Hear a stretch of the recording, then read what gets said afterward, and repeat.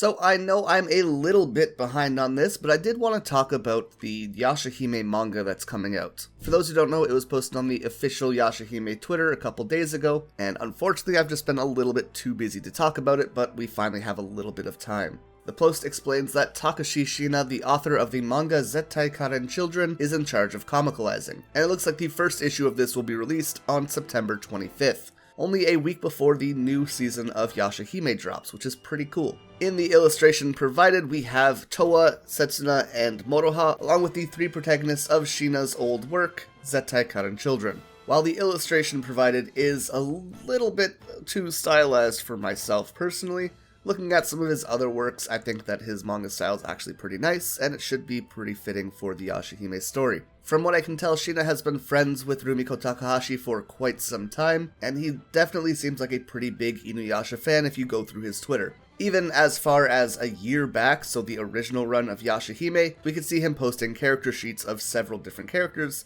and I thought it'd be fun to go through a couple of those to have an idea of what his illustrations are going to look like. However, before that, I do want to raise the question, what do you think this manga is going to be about? There are a couple different options. They could either start from season 1 and tell the story trying to catch up to season 2, and then hopefully by the time if we get a season 3, which should be up to date. Plus this also gives them the ability to flesh out different characters who might not have gotten the spotlight that they needed in the actual series. The second option is that this could be a completely original story, entirely separate of the main story, but again to flesh out the characters. And finally, this could just be the telling of the second season in manga form. I think I would probably like the first option, where he goes through the entire story so far, fleshing everything out more and maybe giving us glimpses at characters we didn't have much information on. But I would love to hear your thoughts, so let me know in the comments. Now, moving on to the illustrations that he's done in the past. The most recent one that he's posted is of Moroha, and there's a lot of very fun designs on here. He seems to do expressions really well, which I love, and his designs have like a really light and fluffy feeling to them, which is cool. Keep in mind these are just character sheets, so not everything will be perfect or exactly how it's going to be, and some things will be stylized differently to make them stand out more. For example, most likely that's why Moroha's ribbon is yellow instead of red. Now, one thing I especially like on this is that you can see in the middle image, he specifically divided the robe of the fire rat into Moroha's version of it, and I really like the division being represented. It's kind of cool. Now, the nice part about having my information come out a little bit later than maybe it should have is that I get to see all of these stupid comments talking about the Moroha image. Apparently this was very controversial, and a lot of people said that they were very offended because of the way that Moroha is drawn, specifically in the top right corner, saying it's too revealing or whatever. To these people who presumably have watched or read Inuyasha, I just want to remind you that they went a whole 6 chapters in the manga before we saw Kagome naked, to the point I can't actually show it on screen uncensored. So if you're okay with the manga or the anime of the original Inuyasha, then you probably shouldn't have an issue with this. Nudity and gore have always been a part of Inuyasha, so getting upset about them now just doesn't make sense if you're a fan of the series already. That said, if you're watching Yashahime for the first time and didn't watch Inuyasha for some reason, you know, you're cool to be offended. You're cool to be turned away by this. That's totally fine. Respect your opinion. But yeah, moving on to the next one.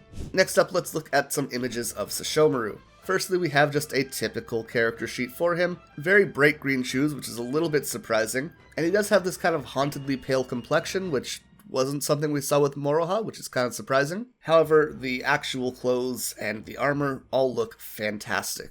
Something we won't actually get to see in the series is Sashomeru with an Inuyasha style clothing. Looks like he's kind of wearing the robe of the fire rat in this one, which would be kind of interesting to see, so if you know of any art with Sashomeru in Inuyasha's clothes, tweet it at me. Now, he also posted a second version of Sashomeru, in which the clothing he wears is a lot more drape-like. It's much longer than before. I'm probably more of a fan of the first one, though. And finally, we have a much more fleshed out character sheet, a lot more detail. We get to see the armor on the right side, and it seems like this very pale complexion is something that he really likes for Sashomeru. Kind of works better for it in this one than the original picture, I think, which is kind of cool. And here we have the classic Sashomeru boots, more so than those bright green ones we saw in the previous. In general, though, all very cool. Actually, there is one more Sashomeru picture, this one much more detailed color-wise, and focusing on the Moko Moko. So let me know what you guys think of his Sashomeru drawings down below. They're very stylized, which I'm kind of surprised by. And again, these aren't like guarantees to be in the manga, but this is kind of an idea of what might show up going forward.